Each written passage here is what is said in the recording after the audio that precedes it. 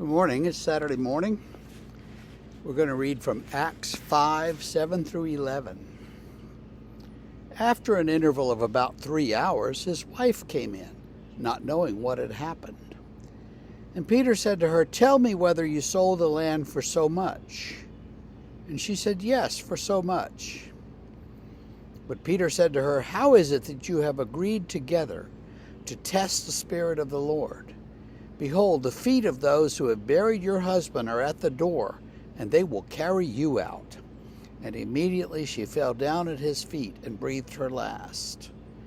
When the young men came in, they found her dead, and they carried her out and buried her beside her husband.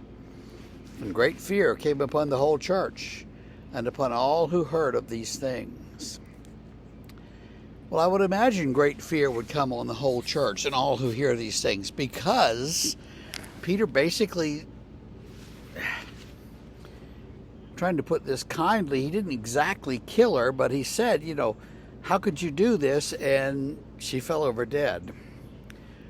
Now, that is not the way that we do stewardship in the church, and that is not the way we do anything in the church.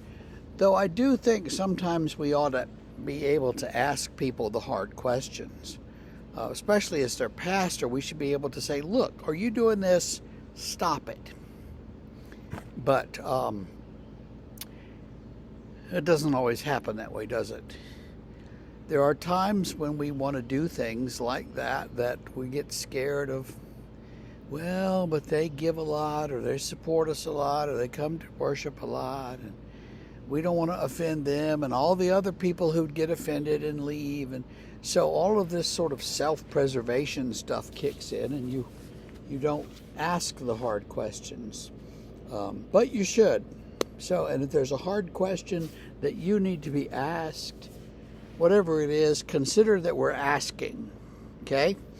And the Spirit knows what you're doing and will bring that question to your mind, just like Ananias. Now, Ananias and Sapphira, again, the sin was not that they didn't give all of the profits to the church. The sin was that they lied about it. And they said, "Oh yeah, this is all we made," but they didn't. They made more than that, and that lie is what got them. So don't lie to the church or to anyone else. So this tells us that the early church was very much in the power of the Spirit. Now, this is just after Pentecost, and the Spirit is there powerfully, and is so powerfully, in fact, that Ananias and Sapphira both fall over dead at the thought that the Spirit is going to be angry with them. So that's the thing. It's not a text that we read during stewardship season, obviously. It's not a text that we read much at all in the church, though I think we could. It tells us something about being honest. And I think we should be honest with God. And it's okay to be honest. If there are things you don't agree with or don't understand or don't like, tell God, "I don't like this. I don't agree with this. I don't understand this. Help me. Help me." And the Spirit will help you, and help you to understand what the church is up to, or help you to understand what about some issue or something that just plagues you. And then you'll know what we're doing. So that's a good thing to try. Ask the Spirit to teach you the things that you don't understand. And sometimes the lessons are hard.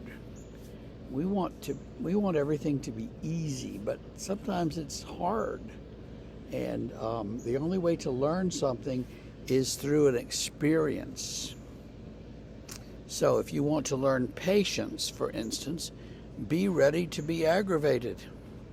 If you want to learn to love people, be ready for people to show up at your door, and not the nice people that you like, but people you don't like are going to show up at your door and ask for help. And then what do? Well, we learn to help them.